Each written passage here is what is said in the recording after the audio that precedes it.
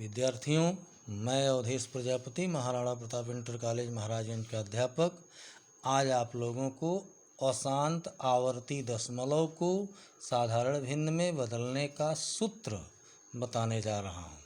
तो आइए देखिए, सबसे पहले अशांत आवर्ती दशमलव को लिखने की विधि जानें।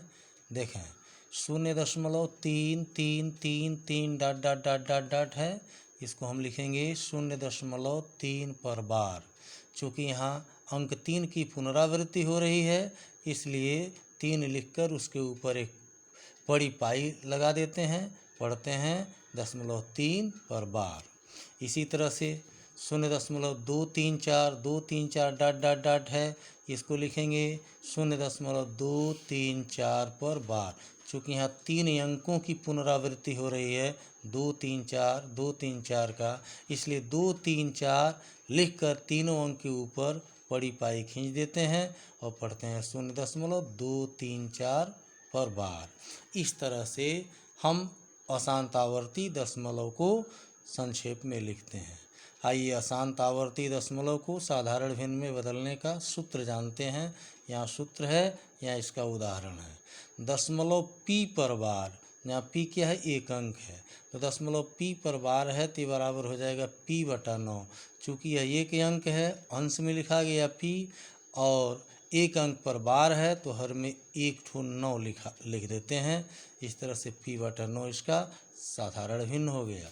यहाँ उदाहरण इसका 0.3 पर बार बराबर हो जाएगा, अंश में यही 3 लिखेंगे बटे हर में, चूँकि एक अंक पर बार है तो 1/9 लिख देंगे, तो 3/9 इसका साधारण भिन्न हो गया। छोटा करेंगे 1/3 हो गया। इसी तरह से दूसरा सूत्र है दशमलव p³ पर बार। यहाँ p और q दो अंक हैं, तो दशमलव p³ पर बार बराबर क्या हो जाएगा, अंश में यही pq लिखेंगे और हर में चूँकि 2 अंक पर बार है तो 2/9 लिख देंगे। तो इस तरह pq/99 साधारण भिन्न हो गया। इसका उदाहरण है 0.23 पर बार बराबर, ये 2-3 अंश में अर्थात 23 अंश में लिखेंगे, और हर में चूँकि 2 अंक पर बार है तो 2 बार 9 लिख देंगे, यानी 2/9 लिख देंगे। तो 23/99 ये इस अशांत आवर्ती दशमलव का साधारण भिन्न में परिवर्तन हो गया। इसी तरह तीसरा सूत्र दशमलव pqr पर बार है, इसका साधारण भिन्न क्या होगा, अंश में pqr बटे हर में चूँकि 3 अंक पर बार है तो 3/9 लिख देंगे, तो pqr बटे 999। उदाहरण 0.3137 पर बार है, क्या हो जाएगा, अंश में यही 137 बटे हर में कितना हो जाएगा, 3 अंक पर बार है, 3 × 9 अर्थात 137/999, काट के छोटा करके लिख सकते हैं। इसी तरह से चौथा सूत्र भी है। पांचवें सूत्र में थोड़ा परिवर्तन है, आइए इसको देखते हैं। दशमलव pq पर बार, यहाँ केवल q पर बार है, तो बराबर क्या हो जाएगा, pq, अंश में यह pq लिखेंगे, माइनस p पर बार नहीं है तो p को घटा देंगे, pq माइनस p बटा एक अंक पर बार है तो 1/9 लिखेंगे, और एक अंक पर बार नहीं है 1 0 लिख देंगे, अर्थात ये हो गया 90।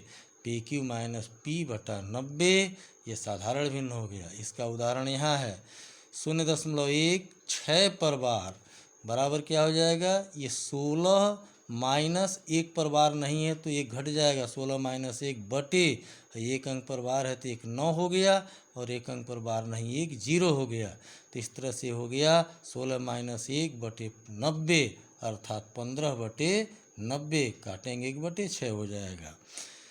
ये देखिए छठवां उदाहरण, छठवां सूत्र है दशमलव pqr